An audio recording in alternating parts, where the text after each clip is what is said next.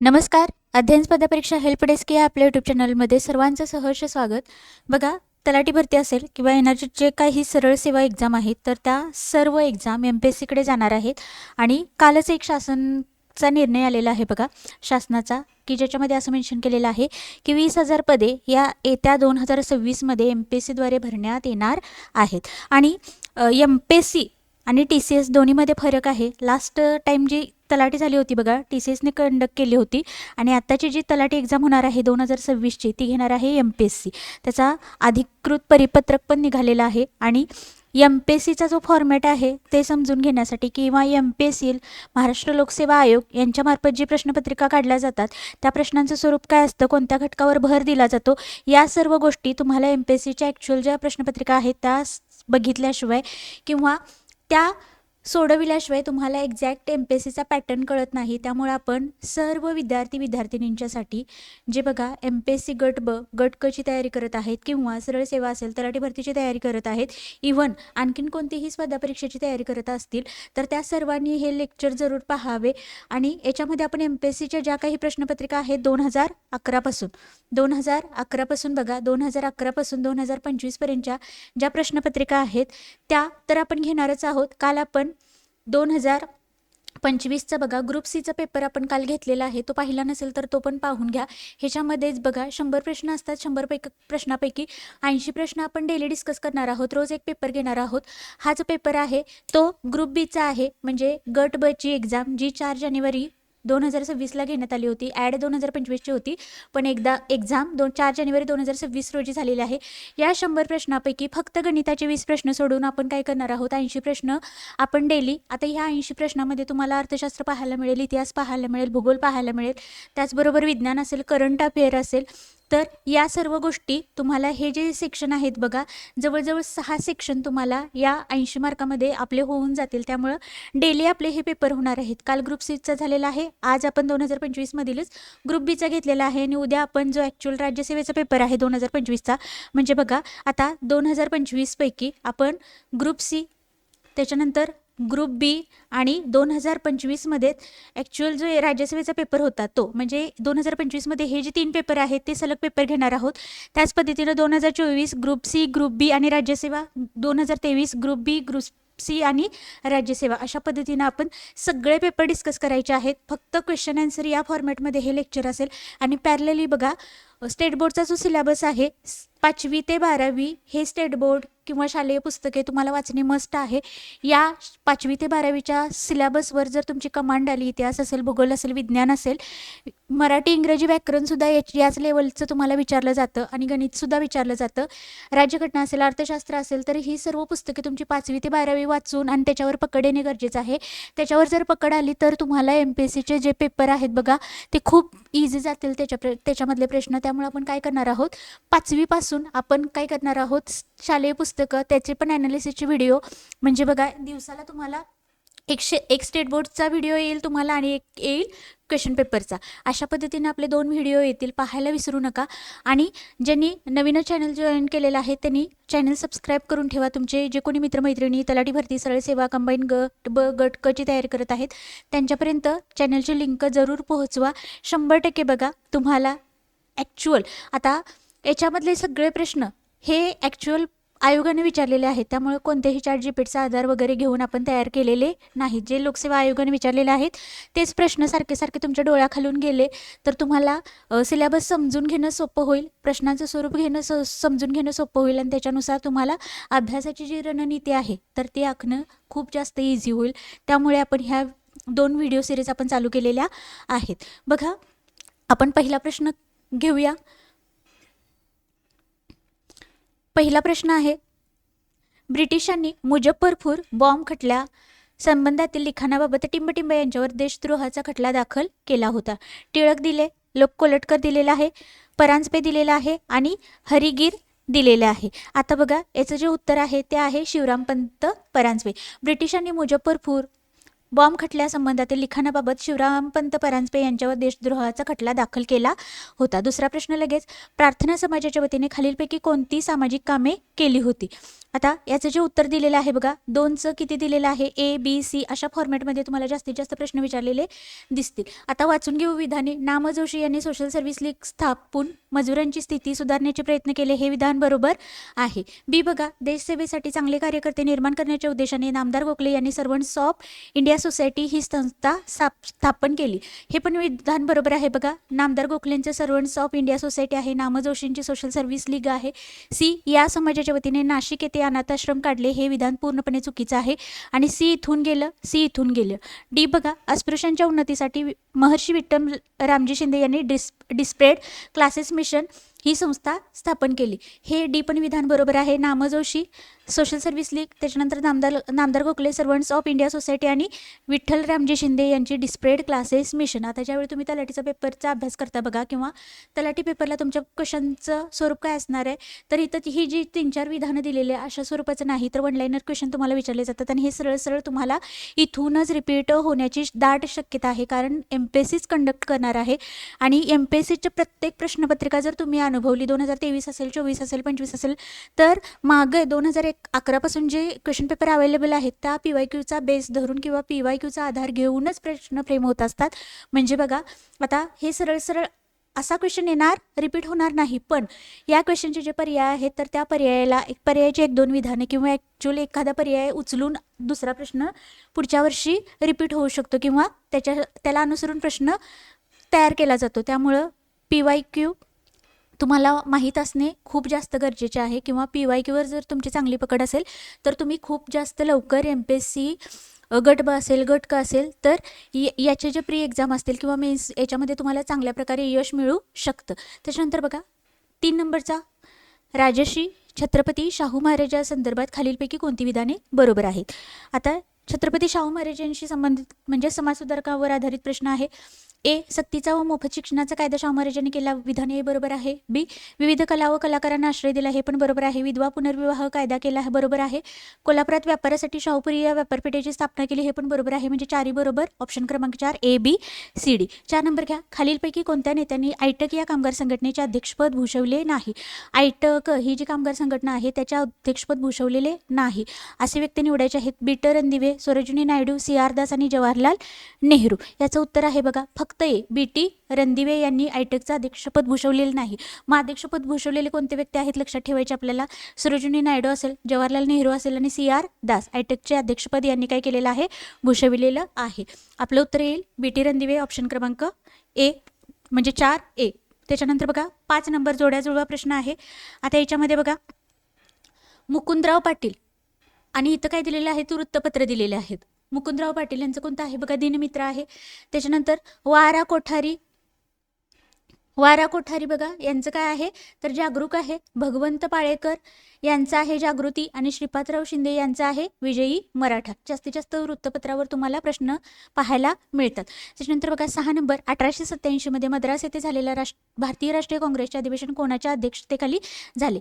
1887 INCचं जे अधिवेशन झाले त्याचे अध्यक्ष असलेले व्यक्ती विचारलेले आहेत आपल्याला. 6 नंबर उत्तर आहे बद्रुद्दीन तय्यबजी, ऑप्शन क्रमांक 3. त्याच्यानंतर पुन्हा जोड्या जुळवायच्या आहेत. आता इथं सुशासनाचा कायदा आहे, भारतीय सुशासनाचा कायदा साल लक्षात ठेवा 1858 आहे. आता याची जी जोडी जुळते तर ती कशासोबत जुळते बघा? तर ऑप्शन क्रमांक 4 केंद्रात द्विदल भारत मंत्रिपदाची निर्मिती. बघा भारतीय सुशासनाचा कायदा 1858 याच्याद्वारे काय झालेलं आहे? भारत मंत्री या पदाची निर्मिती करण्यात आलेली आहे. भारतीय परिषद कायदा 1909. आता 1909 काय झालेलं आहे बघा? मुस्लिमांना स्वतंत्र मतदारसंघ देण्यात आलेला आहे. त्याच्यानंतर भारत सरकारचा कायदा 1919. आता हा जो आहे मोर्ले मिंटो कायदा म्हटलं जातं, याला मॉन्टेग्यू चेम्सफर्ड कायदा म्हटलं जातं 1919चा. याची जोडी आहे ऑप्शन क्रमांक 3 प्रांतात द्विदल शासन पद्धती आणि भारत सरकारचा कायदा 1935. याची बरोबर जोडी आहे केंद्रात द्विदल शासन पद्धती. बघा किती साऱ्या फॅक्ट तुम्हाला फक्त एका प्रश्नातून पाहायला मिळतील. पटपट आपण परत रिवाईज करू. भारतीय सुशासनाचा कायदा 1858 त्यानं काय झालेलं आहे तर भारत मंत्रिपदाची निर्मिती झालेली आहे. भारतीय परिषद कायदा 1909 मुस्लिमांना स्वतंत्र मतदारसंघ बहाल करण्यात आलेले आहेत. भारत सरकारचा कायदा 1919 याद्वारे प्रांतामध्ये द्विदल शासन पद्धती स्थापित झालेले आहे आणि भारत सरकारचा कायदा 1935 याच्यामुळे केंद्रात द्विदल शासन पद्धती स्थापित झालेली आहे. त्याच्यानंतर पुढे घ्या 6 नंबरचा प्रश्न. 1857च्या उठावानंतर बंगालमधील नीळ उत्पादक शेतकऱ्यांना मळेवाल्याविरुद्ध उठावात यश मिळण्याचे कारण कोणते? बघा 1857चा जो उठाव झाला तर त्याच्यानंतर बंगालमधले जे नीळ उत्पादक शेतकरी आहेत त्यांना मळेवाल्यांच्या विरुद्ध जे यश मिळालेलं आहे, त्यांनी जो उठाव केला त्याच्यामध्ये त्याचे कारण विचारलेले आहेत. ए आहे उपक्रमशीलता व सहकार्य, 2 आहे संघटना व शिस्त, 3 आहे मळेवाल्यात पडलेली फूट आणि 4 आहे हिंदू मुस्लिम शेतकरी ऐक्य. आता याचा अचूक उत्तर आहे बघा सी मळेवाल्यात पडलेली फूट. हे येणार नाही. सी इथून गेलं, सी इथून गेलं, सी इथून गेलं. डायरेक्ट उत्तर मिळालं ऑप्शन क्रमांक 2 ए बी डी. त्याच्यानंतर पुढे घ्या मोपल्यांचे बंड. आता हे जे उठाव झालेले आहेत तर त्या उठावांचं ठिकाण आपल्याला विचारलेलं आहे. 9 नंबरचं बघा तर मोपला बंड कुठं झालेला आहे? केरळ येथे झालेला आहे. त्याच्यानंतर कोलांचा उठाव कुठं झालेला आहे बघा तर बिहार येथे झालेला आहे. संथाळांचा उठाव बंगाल येथे झालेला आहे आणि भिल्लांचा उठाव कुठे झालेला आहे तर खानदेश. तुम्हाला भिल्ल जरी माहीत असलं तरी डीचं एक कुठं दिले बघा ऑप्शन इथून गेला, इथून गेला. 1-2 जोड्या जरी माहीत असल्या तर आपण पूर्ण हा प्रश्न पर्यायावरून सोडवू शकतो. पटपट बघा मोपला बंड केरळमधील आहे, कोलांचा उठाव बिहार, संथाळांचा उठाव बंगाल आणि भिल्लांचा उठाव खानदेश. बघा गट ब गट क ची तयारी करणारे पटकन रिवाईज करण्यासाठी क्वेश्चन आन्सर पाहण्यासाठी तुम्हाला हा व्हिडिओ बेस्ट राहील. आणि ज्यांनी अजून सुरुवातच केलेली नाही, जे आत्ता सध्या सुरुवात करत आहेत, आत्ता अभ्यासाला लागलेला आहे, त्यांना पण प्रश्नांचं स्वरूप जाणून घेण्यासाठी त्यामुळेच आपण व्हिडिओ सिरीजला नाव दिलेलं आहे MPSC प्रश्नपत्रिका ओळख सिरीज. त्यामुळं प्रश्नांचं स्वरूप समजून घेण्यासाठी ही सिरीज तुम्हाला अगदी बेस्ट राहिले. तर आपण 2011 पर्यंतचे सगळे पेपर कव्हर करणार आहोत ज्याच्याद्वारे. त्याच्यानंतर 10 बघा टिंबटिंब या मुंबई पोलीस कमिशनरने ब्रिटिश राजवटीविरुद्ध कारवाया करणाऱ्यांना फाशी देण्यासाठी वधस्तंभ उभारला होता. पोलीस कमिशनर त्याचं नाव विचारलेलं आहे. त्याचं उत्तर आहे ऑप्शन क्रमांक 4 चार्ल्स फोर्जेट. त्याच्यानंतर 11 नंबर बघा रायरेश्वरापासून शिंगणापूरपर्यंत पसरलेल्या रांगेला शंभू महादेव डोंगररांगा असे म्हणतात. भूगोलाशी संबंधित प्रश्न. बी सातपुडा पर्वतरांगेमुळे नर्मदा व तापी नदीचे खोरे अलग झालेले आहे. सी हरिश्चंद्र बालाघाट डोंगररांगेमुळे गोदावरी व भीमा नदीचे खोरे अलग झालेले आहे. अंडी आहे गोदावरी व तापी नदीच्या खोऱ्यांना वेगळी करणारी सातमाळा अजिंठा डोंगररांग आहे. आता बघा ही 4 विधाने बरोबर आहेत. ऑप्शन क्रमांक 4 येईल. त्याच्यानंतर पुढे 12 नंबर 2011च्या जनगणनेनुसार महाराष्ट्रातील खालीलपैकी कोणत्या 3 जिल्ह्यामध्ये ऋणात्मक लोकसंख्येचा वृद्धी दर दर्शवतो? ऋणात्मक लोकसंख्येचा दर जिल्हे विचारलेले आहेत. ऑप्शन क्रमांक 2 येईल मुंबई शहर, सिंधुदुर्ग आणि रत्नागिरी. त्याच्यानंतर बघा 13 नंबर संचलनालय खनिज विभाग नागपूर यांच्या 2014च्या आकडेवारीप्रमाणे महाराष्ट्रात लोह खनिजाचे साठे कोणत्या जिल्ह्यात अधिक आहेत? काय विचारलेलं आहे? लोह खनिजाचे साठे. आता ते साठे कुठं जास्त आढळतात त्या ठिकाणचं नाव विचारलेलं आहे. ऑप्शन क्रमांक 3 येईल गडचिरोली. पुन्हा बघा 2025 ग्रुप सीचा जर पेपर बघितला अशा पद्धतीनं काल पण प्रश्न होता. जेव्हा तुम्ही जितके जास्त प्रश्न डोळ्याखालून घालाल तितकं बघा एक्झॅक्ट कोणत्या टॉपिकवर जास्तीत जास्त फोकस केलेला आहे आणि तेवढे जरी टॉपिक आपण त्याचे मुद्दे काढून व्यवस्थित पुस्तकातून अखंड बघा पहिल्या पानापासून शेवटच्या पानापर्यंत पुस्तक वाचणे आपल्याला अपेक्षित नसतं. 200-250 पानाचं जरी पुस्तक असलं तरी त्यातली एक 60-70 पानच आपल्या परीक्षेच्या दृष्टीने उपयोगाचे असतात. त्यामुळं त्यातला कोणता डाटा जास्तीत जास्त महत्त्वाचा आहे हे तुम्हाला प्रश्न वाचल्याशिवाय कळणार नाही. त्यामुळे भूगोलाचे बघा, इतिहासाचे, राज्यघटनेचे किंवा अर्थशास्त्राचे एक 4 ते 5 वर्षाचे जरी तुम्ही मुद्दे बाजूला काढले आणि ते मुद्दे जरी सुरुवातीला तुम्ही अभ्यासले पुस्तकातून तरी तुमचा अभ्यास खूप जास्त प्रोडक्टिव्ह होतो, ज्याच्यातून तुम्हाला जास्तीत जास्त आउटपुट मिळत जातं. 14 नंबरचा प्रश्न आहे तर CWG कोपेन हवामान जे विभाग आहेत आणि हवामान प्रकार दिलेला आहे. ए आणि बी मध्ये जोड्या जुळवायच्या आहेत. CWG याची अचूक जोडी आहे बघा मेसोथर्मल. ऑप्शन क्रमांक 4. इथं बघा ऑप्शन क्रमांक 1 याचं अचूक उत्तर आहे. एची जोडी 4 बरोबर. BWHW हा आहे उष्ण वाळवंटी स्वरूपाचा हवामान प्रकार असलेला विभाग. DFC आहे थंड व आर्द्र हिवाळा असलेला हवामान विभाग आणि AMW आहे उष्णकटिबंधीय मोसमी. AMW उष्णकटिबंधीय मोसमी, DFC थंड आणि आर्द्र, BWHW आहे उष्ण वाळवंट आणि CWG आहे मेसोथर्मल. 15 नंबर आहे विधानं दिलेले आहेत आणि याच्यामध्ये काय सांगितले बघा, बरोबर विधाने निवडा. चिनाब नदी झोजिला खिंडीजवळ उगम पावते. रावी नदीचा उगम रोहतांग खिंडीजवळ आहे. भारताच्या भूगोलवर आधारित प्रश्न आहे. सतलज नदीचा उगम रकास तलावाजवळ आहे. याचं अचूक उत्तर आहे बी आणि सी. बी आणि सी हे विधान चुकीचं आहे. त्याच्यानंतर पुढे 16 नंबर, खालीलपैकी कोणते किंवा कोणती विधाने महाराष्ट्राच्या पर्जन्याबाबत अचूक आहेत? अचूक म्हणजे बरोबर. 16 नंबर उत्तर आहे ए सी डी. बी बघा, राज्यातील पर्जन्याचे वितरण प्रामुख्याने नैसर्गिक वनस्पतीच्या वितरणावर अवलंबून असल्याचे आढळते. हे विधान चुकीचं आहे. बी विधान चुकीचं, इथून गेलं इथून गेलं. बघा, ए विधान वाचू. महाराष्ट्रात पावसाळ्याच्या आरंभी पश्चिमेकडून पूर्वेकडे वायुभार कमी होत जातो. विधान बरोबर आहे. सी, नैऋत्य मोसमी वारे घाट माथ्यावरून पूर्वेकडे जातात तेव्हा त्यांची बाष्पधारण शक्ती वाढते. विधान बरोबर आहे. विदर्भामध्ये पश्चिमेकडून पूर्वेकडे पावसाचे प्रमाण वाढत जाते, म्हणजे अशा पद्धतीनं पावसाचं प्रमाण वाढत जातं. हे पण विधान बरोबर आहे. ऑप्शन क्रमांक 4 येईल ए सी डी बरोबर विधाने. 17 नंबर, खालीलपैकी कोणते किंवा कोणती विधाने चुकीची आहेत? ए सी डी, याचं पण उत्तर ए सी डी आहे. बघा, कामठी कोळसा क्षेत्र आम नदीच्या खोऱ्यात आहे. विधान चुकीचं आहे. सी, उमरेड कोळसा क्षेत्र कन्हान नदीच्या खोऱ्यात आहे. इथं काय विचारले बघा, कोळसा क्षेत्र आणि त्याच्याशी संबंधित नदी विचारलेलं आहे, नदीचं खोरं. डी, महाराष्ट्रातील तुर्भे या ठिकाणी कॅनडाच्या सहाय्याने, अप्सरा आणि ब्रिटनच्या सहाय्याने सायरस या अणुभट्ट्या उभारण्यात आलेल्या आहेत. हे पण विधान चुकीचं आहे. म्हणजे बरोबर विधान बघा, वर्धा खोऱ्यातील कोळसा क्षेत्र चंद्रपूर व यवतमाळ जिल्ह्यात विभागलेले आहे. हेच विधान फक्त बरोबर आहे. त्याच्यानंतर बघा, म्हणजे ह्याचं चुकीची विधानं कोणते आहेत बघा, ऑप्शन क्रमांक 3 ए सी डी. त्याच्यानंतर 18 नंबर, पाणलोट क्षेत्र विकास कार्यक्रमाचे खालीलपैकी कोणते उद्दिष्ट आहेत? पाणलोट क्षेत्र विकास कार्यक्रमाचे उद्दिष्ट विचारलेले आहेत. उत्तर बघा, ए आणि बी, भूमी उपयोजन आणि उत्पादनात पर्याप्त वाढ करणे. 2, वाहत्या पाण्याला नियंत्रित करून भूमीचे रक्षण थांबवणे. ए आणि बी, ऑप्शन क्रमांक 2. त्याच्यानंतर पुढे 19 नंबर, महात्मा फुले कृषी विद्यापीठाचे डाळिंब तंत्रज्ञान संशोधन केंद्र लखमापूर येथे आहे. बी विधान, फुले यशोदा गव्हाचे वाण महात्मा फुले कृषी विद्यापीठाने 1998 मध्ये विकसित केले आणि महाराष्ट्र कृषी विद्यापीठाचे कार्यालय कुठे आहे?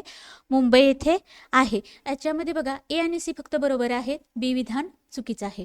त्याच्यानंतर 20 नंबर, बरोबर विधाने ओळखायचे आहेत आपल्याला. इथं बघा, बी, खानापूर पठाराच्या दक्षिणेला कृष्णा नदीचे खोरे आहे. बरोबर आहे. मन्याड नदी खोरे गोदावरी खोऱ्यात आहे. हे पण बरोबर आहे. वैतरणा आणि तानसा उल्हास नदीच्या उपनद्या आहेत. हे तेवढं विधान चुकीचं आहे. बी आणि सी बरोबर, ऑप्शन क्रमांक 4. त्याच्यानंतर अटल इनोव्हेशन मिशन AIM हा केंद्र शासनाचा पुढाकार आहे. AIM ही नवनिर्माण आणि उद्योजकता परिसंस्था उभारण्यास कारणीभूत आहे. काय सांगितलेलं आहे बघा, विधानं सांगितलेले आहेत. बरोबर आहेत का चूक आहेत ते आपल्याला पर्यावरून ओळखायचं आहे. तर दोन्ही विधाने काय आहेत? बरोबर आहेत. ऑप्शन क्रमांक 3 ए आणि बी बरोबर. भारतीय आर्थिक सर्वेक्षण किंवा पाहणी अहवाल 2022-23 अनुसार मेक इन इंडिया 2.0 अंतर्गत खालीलपैकी कोणत्या उपक्षेत्रांचा समावेश आहे? मेक इन इंडिया 2.0 2022-23 नुसार बघा काय सांगितलेलं आहे, कोणती उपक्षेत्र आहेत ते आपल्याला ओळखायला सांगितलेले आहेत. 22 नंबर याच्यामध्ये बघा पोलाद आहे, व्यायामशाळा उपकरणे आहे, खेळणे आहे आणि मत्स्यपालन पण आहे. त्यामुळे 4 विधाने बरोबर. ऑप्शन क्रमांक 4 वरीलपैकी सर्व. 23 नंबर केंद्र शासन मान्यताप्राप्त स्टार्टअपमध्ये अखिल भारतीय स्तरावर मार्च 2024 पर्यंत महाराष्ट्र राज्याचा हिस्सा टिंब इतका आहे. तो किती आहे बघा, तर 19% आहे. ऑप्शन क्रमांक 1. 24 नंबर 19 जुलै 1969 रोजी किती खाजगी व्यापारी बँकांचे राष्ट्रीयकरण करण्यात आले? बँकांचे राष्ट्रीयकरण 24 नंबरचं उत्तर आहे 14 राष्ट्रीय बँकांचे. ऑप्शन क्रमांक 4. आता हे सर्व प्रश्न अर्थशास्त्राशी संबंधित आहेत बघा.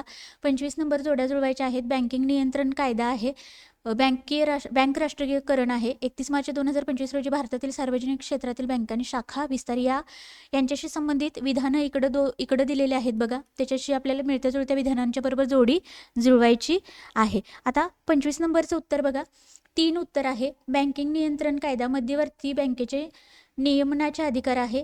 ऑप्शन इथं बघा एची 3 बरोबर.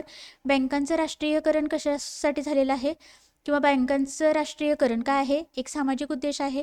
31 मार्च 2025 रोजी भारतातील सार्वजनिक क्षेत्रातील बँका किती आहेत बघा, 12. आणि शाखा विस्तार काय आहे? ठेवींचे अधिक संकलन, याच्यासाठी शाखा विस्तार केला जातो. 3, 1, 2, 4 ऑप्शन क्रमांक 3. त्याच्यानंतर 26 नंबर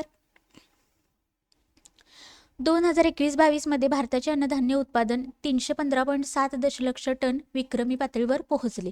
बी. भारताची ज्वारी वगळता तृणधान्याची उत्पादकता इथिओपियापेक्षा जास्त होती. बघा, भारताची ज्वारी वगळता तृणधान्याची उत्पादकता इथिओपियापेक्षा जास्त होती. योग्य विधानं निवडायची आहेत. 26 नंबरचं उत्तर आहे ऑप्शन क्रमांक 3 फक्त ए बरोबर, बी चुकीचं आहे. पुन्हा जोड्याजुळा प्रश्न आहे, कलम विचारलेले आहेत आणि त्या कलमामधली तरतूद दिलेली आहे. 27 नंबरचं उत्तर बघू आपण. 2 येतं बघा. 112 वार्षिक वित्तीय माहिती विवरण याची तरतूद आहे कलम 112 मध्ये. 151 मध्ये बघा लेखा अहवालाशी संबंधित आहे. 267 आकस्मिकता निधीशी संबंधित आहे आणि 280 वित्त आयोगाशी संबंधित आहे. 1 2 3 4 सरळ सरळ उत्तरे दिलेली आहेत ऑप्शन क्रमांक 2. त्याच्यानंतर 28 नंबर भारतीय रिझर्व्ह बँकेद्वारे आर्थिक समावेशन कळफलक डॅशबोर्ड अंतर्दृष्टी टिंबटिंबमध्ये सुरू करण्यात आली. याचं तारीख आहे ऑप्शन क्रमांक 3 जून 2023. आता राजकोषीय तूट म्हणजे काय विचारलेलं आहे, तर ऑप्शन क्रमांक ए फक्त आहे बघा. सरकारी कर्जे वगळता सरकारचे एकूण खर्च आणि एकूण प्राप्तीतील फरक म्हणजे राजकोषीय तूट. ऑप्शन क्रमांक 1 फक्त ए. आणि 30 नंबर आहे खालीलपैकी कोणती भारतीय रिझर्व्ह बँकेच्या मौद्रिक धोरणाची संख्यात्मक साधने आहेत. मौद्रिक धोरणाची संख्यात्मक साधने विचारलेली आहेत. याच्यामध्ये बघा रेपो रेट आहे आणि खुल्या बाजारातील खरेदी विक्री. बी आणि डी ऑप्शन क्रमांक 3 बरोबर असेल. त्याच्यानंतर पुढे 31 नंबर आता लेखापालनाची तत्वे विचारलेली आहेत.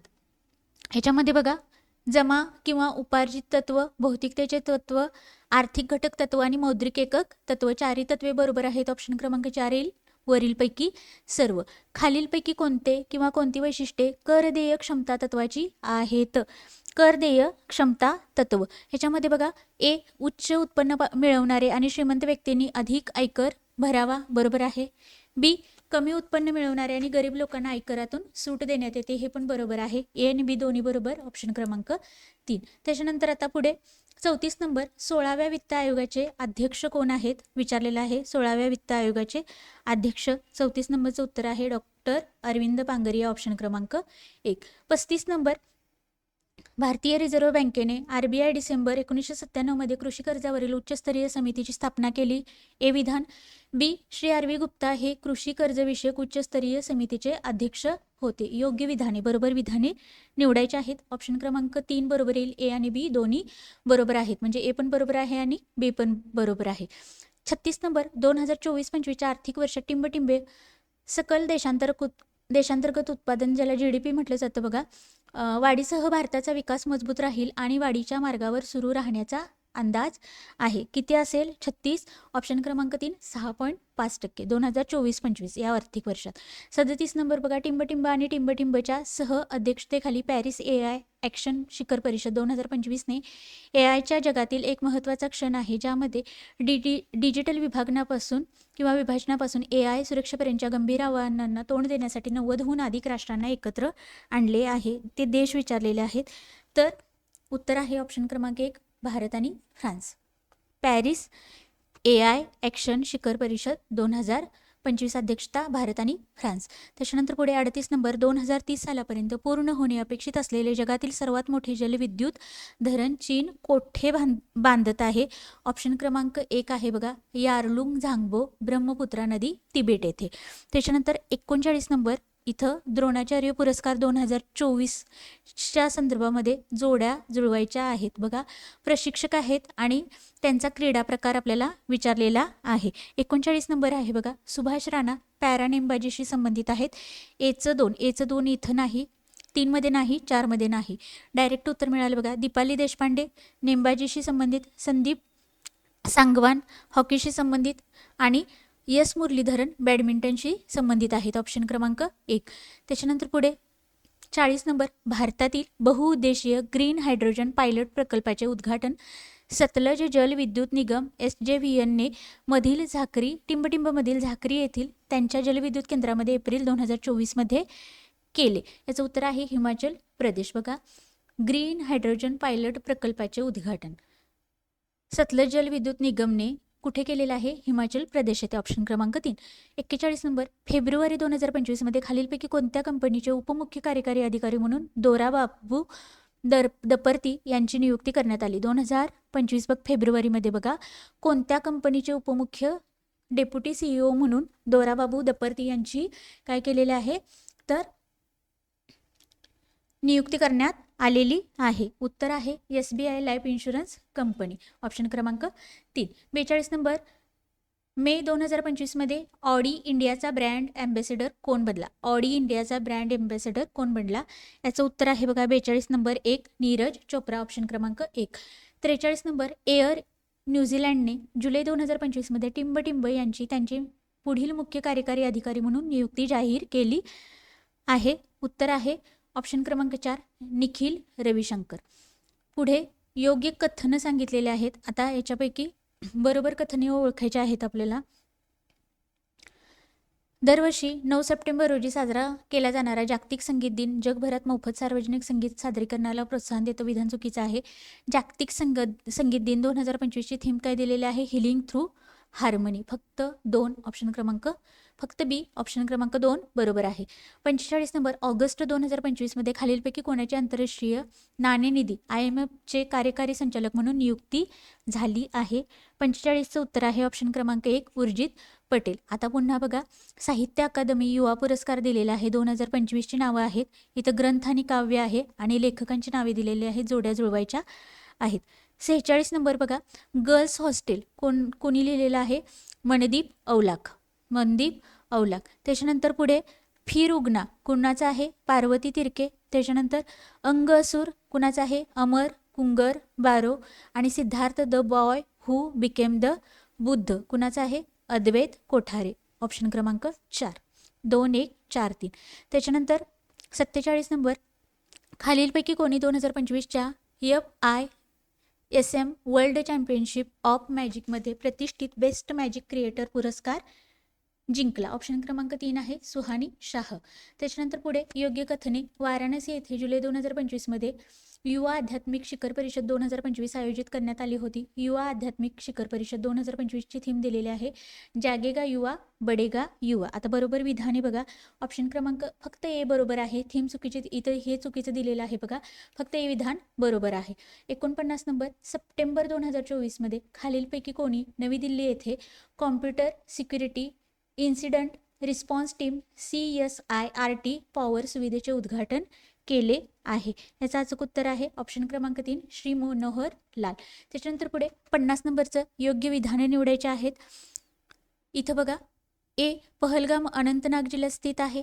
बरोबर आहे. पहलगाममध्ये लीडर नाला पर्यटकांना आकर्षित करतो. बरोबर आहे. आणि श्री माता वैष्णोदेवी मार्गावरील पहलगाम हा एक महत्त्वाचा ट्रान्झिट कॅम्प आहे. हे विधान चुकीचं आहे. सी इथून गेलं. उत्तर बघा ऑप्शन क्रमांक 2 ए आणि बी.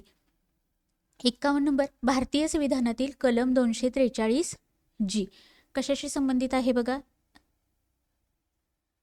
पंचायतीची सत्ता अधिकार आणि जबाबदारीशी संबंधित आहे. कलम 243 G. त्याच्यानंतर म्हणजे याचं उत्तर किती आहे बघा? ऑप्शन क्रमांक 2 फक्त बी. त्याच्यानंतर पुढे 52 नंबर, बरोबर विधानं निवडायचे आहेत आपल्याला. 1 मे 1960 रोजी महाराष्ट्र राज्याच्या स्थापनेसह महाराष्ट्र राज्याचे महाधिवक्ता कार्यालय अस्तित्वात आले. विधान बरोबर आहे. महाधिवक्त्याची नियुक्ती भारतीय संविधानाच्या कलम 165 मधील तरतुदीनुसार केली जाईल. बरोबर आहे. बिरेंद्र सराफ हे महाराष्ट्राचे महाधिवक्ता म्हणजे ऑगस्ट 2025 मध्ये आहेत. ए बी सी 3 विधानं बरोबर आहेत. ऑप्शन क्रमांक 4. आता मूलभूत कर्तव्य नाही असं विधान विचारलेलं आहे बघा. गरिबांना समान न्याय आणि मोफत कायदेशीर माहितीचा प्रचार करणे हे आपलं मूलभूत कर्तव्य नाही. मग मूलभूत कर्तव्य असलेली बाकीचे वाक्य लक्षात ठेवा. वैयक्तिक आणि सामूहिक क्रियाकलापांच्या सर्व क्षेत्रात उत्कृष्टतेसाठी प्रयत्न करणे जेणेकरून राष्ट्र सतत प्रयत्न आणि यशाच्या उच्च पातळीवर पोहोचेल. 1 बरोबर आहे. 2 जो जन्मदाता असेल किंवा पालक असेल त्याने आपल्या पाल्यास त्याच्या वयाच्या 6व्या वर्षापासून ते 14व्या वर्षापर्यंत शिक्षणाच्या संधी उपलब्ध करून देणे हे पण मूलभूत कर्तव्य आहे. आणि 4 देशाचे रक्षण करणे आणि आवाहन केले असता राष्ट्रीय सेवा करणे हे पण मूलभूत कर्तव्य आहे. म्हणजे 1 2 4 मूलभूत कर्तव्य आहे. उत्तर आहे ऑप्शन क्रमांक 3 जे मूलभूत कर्तव्य नाही. 54 नंबर आहे, महाराष्ट्राच्या मुख्यमंत्रीपदावर सप्टेंबर 2025 पर्यंत सर्वाधिक काळ मुख्यमंत्री म्हणून खालीलपैकी कोण राहिलेले आहेत? सर्वाधिक काळ मुख्यमंत्रीपद कोण राहिलेले आहेत? प्रश्न आहे. ऑप्शन क्रमांक 4 वसंतराव नाईक. 55 नंबर, खालीलपैकी कलम 349 मध्ये काय नमूद करण्यात आलेले आहे? काय नमूद करण्यात आलेले आहे बघा? कलम 349. ऑप्शन क्रमांक 1 भाषेशी संबंधित काही कायदे लागू करण्यासाठीची विशेष प्रक्रिया. त्याच्यानंतर परत 56 नंबरचा प्रश्न आहे. काय दिले बघा? भारतीय संविधानातील बाब दिलेले आहेत आणि ज्या देशाकडून म्हणजे कोणत्या तरतुदी आपण इतर देशांच्याकडून घेतलेल्या आहेत तर ते त्यांच्या जोड्या आपल्याला जुळवायच्या आहेत. आता 56 नंबर बघा, मार्गदर्शक तत्वे आपण कुठून घेतलेले आहेत? आयर्लंडकडून घेतलेले आहेत.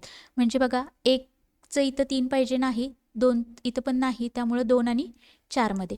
आता बघा पुन्हा मूलभूत हक्क. आता मूलभूत हक्क आपण कुणाकडून घेतलेले आहेत? USA कडून घेतलेले आहेत. कुठून? USA. इथंपर्यंत बरोबर आहे बघा. संघराज्य संबंधामध्ये समवर्ती यादी. समवर्ती यादी कुणाकडून घेतलेली आहे? तर समवर्ती यादी ऑस्ट्रेलियाकडून घेतलेले आहेत. बघा सीचं एक इथं नाही, त्यामुळं हा पर्याय गेला. उत्तर आहे ऑप्शन क्रमांक 4. पुढचं बघा, भारत हा मोठ्या राज्याचा संघ म्हणून संघराज्याचे अधिकार कुणाकडून घेतलेले आहेत? तर कॅनडाकडून घेतलेले आहेत. त्यामुळे बघा 3, 5, 1, 2 ऑप्शन क्रमांक 4. त्याच्यानंतर 57 नंबरचा प्रश्न, भारतीय संविधानाच्या कलम 8 मध्ये खालीलपैकी कशाचा उल्लेख आहे? कलम 8 उल्लेख आहे बघा. ऑप्शन क्रमांक 2 भारताबाहेर राहणाऱ्या भारतीय वंशाच्या काही विशिष्ट व्यक्तींचे नागरिकत्वाचे अधिकार. त्याच्यानंतर पुढे 58 नंबर, उपराष्ट्रपतींच्या पात्रतेबाबत अयोग्य म्हणजे काय? चुकीचं कथन ओळखायचं आहे. इथं बघा, भारताचा नागरिक असावा, ए बरोबर आहे, त्यामुळे आपल्याला काय पाहिजे? आता ए बरोबर आहे, त्यामुळे ए असलेले पर्याय बघा, इथून गेलं, आपल्याला चुकीचं ओळखायचं आहे. 45 वर्ष पूर्ण असावीत, हे विधान चुकीचं आहे. 35 वर्ष. त्याच्यानंतर बघा, लोकसभेचा सदस्य म्हणून निवडून होण्यास अर्हता प्राप्त असल्याखेरीज उपराष्ट्रपती पदाच्या निवडणुकीस पात्र असणार नाही, हे पण विधान चुकीचं आहे. बी आणि सी ऑप्शन क्रमांक 1 बरोबर येईल. 59 नंबर, पंतप्रधानांच्या भूमिकेबाबत योग्य कथने ओळखा. बघा, मूर असेल, ग्रीव्ज असेल आणि मुनरो असेल यांनी पंतप्रधानांच्या संबंधात काही विधानं केलेली आहेत, त्यापैकी बरोबर विधान आपल्याला निवडायचे आहेत. इथं बघा, रॅमसे मूर काय म्हणतायत? तर पंतप्रधान हे राज्यरूपी जहाजाचे सुकाणू चालक आहेत, हे बरोबर आहे.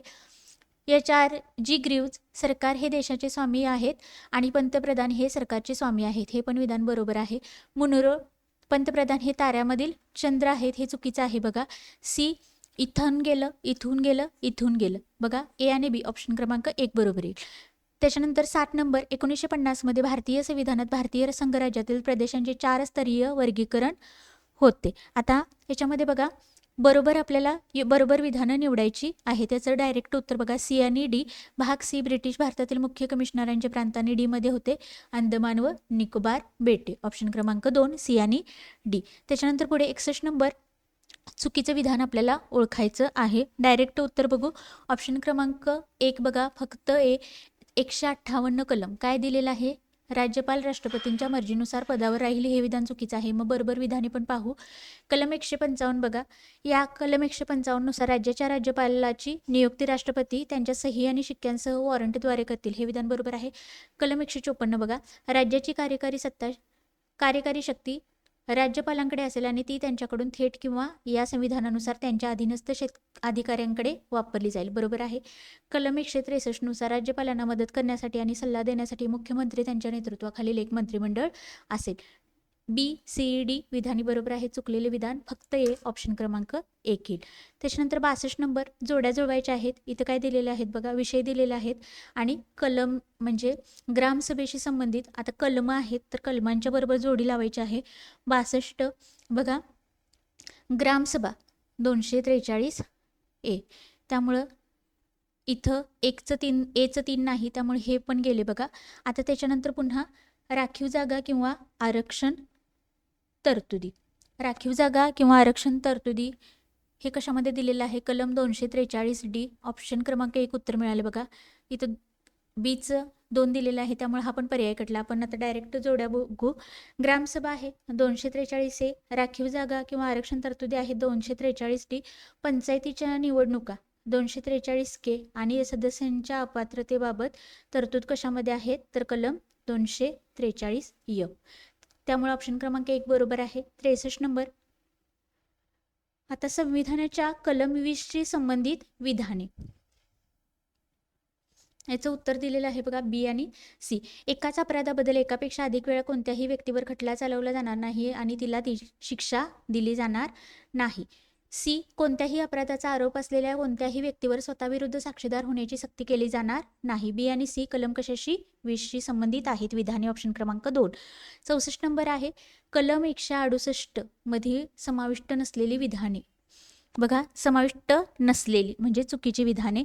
64चं उत्तर डायरेक्ट पाहू आपण डी. प्रत्येक राज्याच्या विधानसभेत राज्यातील प्रादेशिक मतदारसंघामधून थेट निवडणुकीद्वारे निवडलेले 500 पेक्षा जास्त आणि 60 पेक्षा कमी नसलेले सदस्य असतील. हे विधान काय आहे बघा 168 मध्ये समाविष्ट नाही. त्याच्यामुळं ऑप्शन क्रमांक 2 येईल. हे विधान याच्यामध्ये समाविष्ट नाही. मग काय काय समाविष्ट आहे बघा. 168 कलममध्ये प्रत्येक राज्यासाठी एक कायदेमंडळ असेल ज्यामध्ये राज्यपाल असतील, हे बरोबर आहे. बी. जिथे राज्याच्या कायदेमंडळाचे 2 सभागृहे असतील तिथे एक विधान परिषद आणि दुसरे विधानसभा म्हणून ओळखले जाईल, बरोबर आहे. आणि सी आहे जिथे फक्त एकच सभागृह असेल तेथे विधानसभा म्हणून ते ओळखले जाईल. ए बी सी कशाशी संबंधित आहेत कलम 168. 65 नंबर घ्या. भारतीय संविधानाच्या खालीलपैकी कोणत्या कलमात आणि भागात मूलभूत कर्तव्ये समाविष्ट आहेत. बघा कलम आणि भाग विचारलेले आहेत. 65 नंबरचं उत्तर आहे ऑप्शन क्रमांक 1 कलम 51A भाग 4A. त्याच्यानंतर पुन्हा आता इथं बघा 4 विधाने दिलेले आहेत. बरोबर चूक आपल्याला इथं क्रमानुसार सांगायचे आहेत, बरोबर की चूक आहेत. 66 नंबर बघा. तर क्षकिरण या विद्युत चुंबकीय लहरी आहेत, हे विधान बरोबर आहे. त्यामुळे ए विधान चुकीचं दिलेला हा पर्याय कटला. क्षकिरणांची तरंगलांबी खूप कमी असते. क्षकिरणांची तरंगलांबी खूप कमी असते, हे विधान बरोबर आहे बघा. त्यामुळं 2चं चूक कुठं दिलंय हे इथं दिलेलं आहे, त्यामुळे हा कटला. त्याच्यानंतर क्षकिरणांच्या वर ऋणभार असतो, हे विधान काय आहे चूक आहे आणि हे विधान इथं बरोबर दिलेलं आहे, त्यामुळे हा पण पर्याय कटला. पुढं क्षकिरण विद्युत आणि चुंबकीय क्षेत्रामुळे विचलित होतात, हे विधान चूक आहे बघा. बरोबर बरोबर चूक चूक विधान असं कुठं दिलेलं आहे बघा. बरोबर बरोबर चूक चूक ऑप्शन क्रमांक 1 मध्ये. 2 बरोबर 2 चूक. आता हे सगळे विज्ञानाशी संबंधित प्रश्न आहेत. त्याच्यानंतर पुढे आता जोड्या जुळवा. अल्फा कण, बीटा कण, किरणोत्साराचे एकक आणि गॅमा किरण. अचूक जोडी जुळवायची आहे. त्याच्यामध्ये अल्फा कण बघा 2 याचीचा चौथा घात म्हणजे हेलियमचा चौथा घात हेलियम अणू. एची 3 बरोबर जोडी जुळेल. त्याच्यानंतर बीटा कण बघा क्युरी. त्याच्यानंतर किरणोत्साराचे एकक आहे बघा बीटा कण. अल्फा कणाची जोडी कोणाबरोबर जुळेल तर ऑप्शन क्रमांक 3 एचं 3. वरचे 2 क्लिअर झालेले बघा. त्याच्यानंतर बीटा कण. आता बीटा कण बघा, बीटा कण म्हणजेच बीटा कण इलेक्ट्रॉन बरोबर जुळेल 2 बरोबर. किरणोत्साराचे एकक याची जोडी 1 बरोबर जुळेल बघा. क्युरी यांनी शोध लावलेला आहे. आणि गॅमा किरण उच्च ऊर्जेचे फोटॉन म्हणजे कसं येईल बघा जोडी 3 2 1 4 ऑप्शन क्रमांक 4. त्याच्यानंतर पुढे 68 नंबर अप्रकट विलीयन उष्मा म्हणजे काय. अप्रकट विलीयन उष्मा म्हणजे काय बघा. पदार्थाच्या एकक वस्तुमानाला त्याच्या विलीयन बिंदूवर तापमान वाढविण्यासाठी घन स्थितीतून द्रव स्थितीत रूपांतरित करण्यासाठी लागणाऱ्या उष्णतेची मात्रा म्हणजेच अप्रकट विलीयन उष्मा ऑप्शन क्रमांक 3. त्याच्यानंतर पुढे 69 नंबरचा प्रश्न. आता इथं काय विचारलेलं आहे बघा. वातावरणाचे थर विचारलेले आहेत. 69 नंबर. इथं उत्तर काय येईल बघा. सुरुवातीला जमिनीपासून जो पहिला थर आहे तो कशाचा आहे तपांबरचा आहे. तपांबरनं सुरू होणारा क्रम कुठं आहे बघा. इथं नाही इथं नाही इथं नाही. डायरेक्ट उत्तर मिळालं. तपांबर बघा पहिला तर तपांबरचा, नंतर स्थितांबर, नंतर मध्यांबर आणि नंतर उष्णांबर. तपांबर, स्थितांबर, मध्यांबर आणि उष्णांबर म्हणजे ट्रोपोस्फिअर, स्ट्रॅटोस्फिअर, मिझोस्फिअर आणि थर्मोस्फिअर ऑप्शन क्रमांक 4. ॲल्युमिनियमचे प्रमुख खनिज कोणते. ॲल्युमिनियमचे प्रमुख खनिज विचारलेलं आहे. सोप्पा आहे बॉक्साईट ऑप्शन क्रमांक 1. त्याच्यानंतर कार्बनच्या सर्वाधिक मुबलक समस्थानिकेची अणुवस्तुमान संख्या किती आहे. 71चं उत्तर येईल बघा ऑप्शन क्रमांक 4 12. त्याच्यानंतर डेंटॉलियम हा प्राणी कोणत्या संघामध्ये मोडतो. डेंटॉलियम. 72 नंबरचं उत्तर आहे मोलुस्का. बघा, सामान्य विज्ञानचे जे प्रश्न आहेत तुम्ही 6वीपासून 10वीपर्यंत शक्यतो जे स्टेट बोर्डची पुस्तकं आहेत ती खूप जास्त वेळा वाचलीत, खूप जास्त त्याचं रिव्हिजन केलं. शब्द काही हार्ड आहेत बघा, संघ आहेत, ऑर्थोपोडा आणि लिडिया, मोलुस्का, यांचा जर व्यवस्थित तुम्हाला अभ्यास करायचा असेल तर तुम्ही 9वी-10वीची पुस्तकं पहा. त्याच्यामध्ये खूप असं एक्सप्लेन करून आणि छान डायग्रामच्या स्वरूपामध्ये काही इमेजेसचा वापर करून काही दिलेले आहे. तेच तर ते संघ किंवा प्राण्यांचं वर्गीकरण असेल, वनस्पतींचं वर्गीकरण आहे, चांगले चार्टच्या स्वरूपामध्ये या कन्सेप्ट तिथं व्यवस्थित मांडलेल्या आहेत. त्यामुळं बेसिक ज्या विज्ञानाच्या कन्सेप्ट आहेत त्या समजून घेण्यासाठी तुम्हाला 6वी ते 10वीपर्यंतचे जे शालेय स्टेट बोर्डची म्हणजे स्टेट बोर्डची पुस्तकं आहेत, शालेय पुस्तकं आहेत, तर ती वाचायलाच लागतात. त्याच्यानंतर 73 नंबर बघा, कॅटफिशच्या अनेक प्रजातीमध्ये मिशांसारख्या प्रक्षेपणावरून रुचिज्ञान कलिका असतात ज्या अन्न शोधण्यास मदत करतात. त्या प्रक्षेपणांना टिंब म्हणतात. काय म्हटलं जातं त्यांना? तर बार्बेल म्हटलं जातं. ऑप्शन क्रमांक 2. त्याच्यानंतर बघा 74 नंबर, खालीलपैकी कोणता प्राणी सर्वात आधी पृष्ठवंशी प्राण्यांच्या गट अग्नाथायी संबंधित आहे? आता बघा याचं उत्तर आहे ऑप्शन क्रमांक 3, पेट्रोमोझॉन लॅम्प्रे. त्याच्यानंतर 75 नंबर बघा, वनस्पती गट दिलेला आहे, त्या वनस्पती गटाचं उदाहरण पुढच्या गटामध्ये दिलेलं आहे, जोड्या जुळवायच्या आहेत. 75 नंबर, शैवाळ बघा, क्लायमॅडोनोमास म्हणजे शैवाळ गटातील वनस्पतीचं उदाहरण विचारलेलं आहे. शैवाळ क्लायमॅडोमोनास. एचं 4 कुठं आहे बघा, इथं नाही, इथं नाही, इथं नाही. आता बघा डायरेक्ट उत्तर पाहू. ब्रायोफायटा फ्युनारिया उदाहरण, टेरिडोफायटाचं उदाहरण आहे लायकोपोडियम आणि जिम्नोस्पर्मचं उदाहरण आहे सायकस. बघा gymnosperm, cycas, Pteridophyta, lycopodium, Bryophyta, फ्युनारिया आणि शेवाळ आहे क्लायमॅडोमोनास. त्याच्यानंतर 76 नंबर आहे, संपूर्ण झाडाची वाढ खुंटणे, पानाचा गडद हिरवा रंग ज्यात विकृत आणि मृत ऊतींचे लहान भाग असतात, हे फॉस्फरसच्या कमतरतेचे कोणते लक्षण आहे? बघा ऑप्शन क्रमांक 3, नेक्रोटिक स्पॉट्स. ऑप्शन क्रमांक 3. त्याच्यानंतर पुढे 77 नंबर, वनस्पतींना कॅल्शियम चयापचयासाठी कोणत्या खनिजाची आवश्यकता असते? बघा ऑप्शन क्रमांक 4 आहे बोरॉन. वनस्पतींना कॅल्शियम चयापचयासाठी बोरॉन खनिजाची आवश्यकता असते. ऑप्शन क्रमांक 4. 78 नंबर, टिंब या जीवनसत्वामुळे रक्त साकळण्यास किंवा गोठण्यास मदत होते. KEDC उत्तर आहे ऑप्शन क्रमांक 1, के या जीवनसत्वामुळे रक्त साकळण्यास किंवा गोठण्यास मदत होते. 79 नंबर बघा, ABO रक्तगटाचा शोध टिंब यांनी लावला. William Harvey, Decastello, Sturli, Karl Landsteiner. 79चं उत्तर आहे बघा, ABO रक्तगटाचा शोध कार्ल लँडस्टेनर यांनी लावला. ऑप्शन क्रमांक 4. आणि 80 नंबर शेवटचा प्रश्न, जागतिक मधुमेह दिन. महत्त्वाचे जागतिक जे दिवस आहेत बघा ते पण तुम्हाला शालेय पुस्तकामध्ये जे आरोग्य दिन असेल किंवा इतर जे दिवस दिलेले आहेत शालेय पुस्तकाच्या विज्ञानाच्या पुस्तकामध्ये, तर त्याच्यावर जास्तीत जास्त प्रश्न विचारले जातात. जागतिक मधुमेह दिन कधी साजरा केला जातो ते विचारलेलं आहे. 80चं उत्तर आहे ऑप्शन क्रमांक 4, 14 नोव्हेंबर. बालदिन पण आपण 14 नोव्हेंबरला साजरा करतो. आपल्याला आता इथं आरोग्याशी संबंधित आहेत बघा, जागतिक मधुमेह दिन 14 नोव्हेंबर या दिवशी साजरा केला जातो. अशा पद्धतीने बघा या पूर्ण 80 प्रश्नामध्ये आपण विज्ञान असेल, इतिहास असेल, भूगोल असेल, राज्यघटना असेल, अर्थशास्त्र असेल, करंट अफेअर असेल, हे सर्व सेक्शन कव्हर केलेले आहेत. ग्रुप सीचा पेपर काल डिस्कस केलेला आहे, तो पाहिला नसेल तर तो पाहून घ्या. आज आपला ग्रुप बीचा पेपर कव्हर झालेला आहे आणि उद्या आपला राज्यसेवा 2025चा जो पेपर आहे बघा, राज्यसेवा 2025, त्याची आपण सगळी उत्तरे पाहणार आहोत. हे लेक्चर खूप जास्त युजफुल आहे बघा. कोणताही ओढून ताडून आपण डाटा देत नाही, कशातलं पण काय पण उचलून आपण शिकवलं असं काही नाही आहे.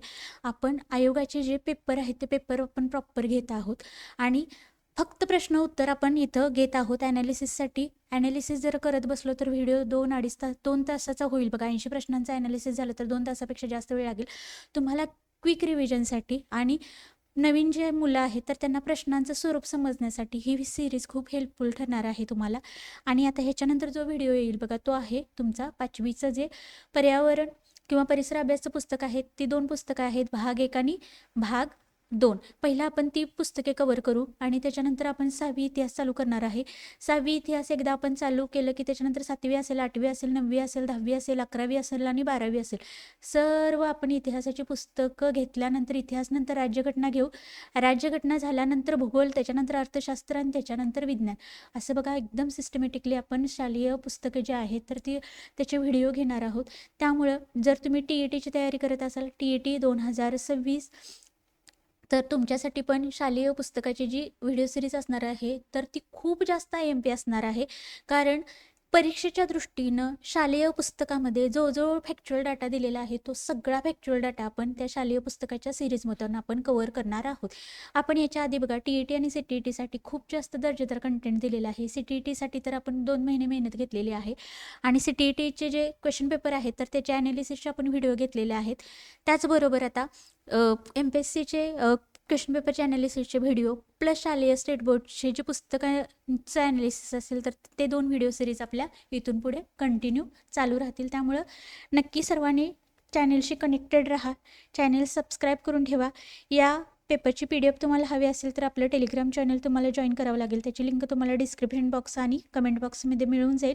इथं बघा आपण हे 80 प्रश्न सोडवलेले ही PDF मी तुम्हाला तिथं उपलब्ध करून देईन टेलिग्रामला आणि जे शालेय पुस्तकं आहेत तर तीसुद्धा तुम्हाला टेलिग्रामला मिळून जातील. चालेल, पुन्हा भेटू आपण राज्यसेवा 2025चा व्हिडिओ घेऊन. तोपर्यंत धन्यवाद.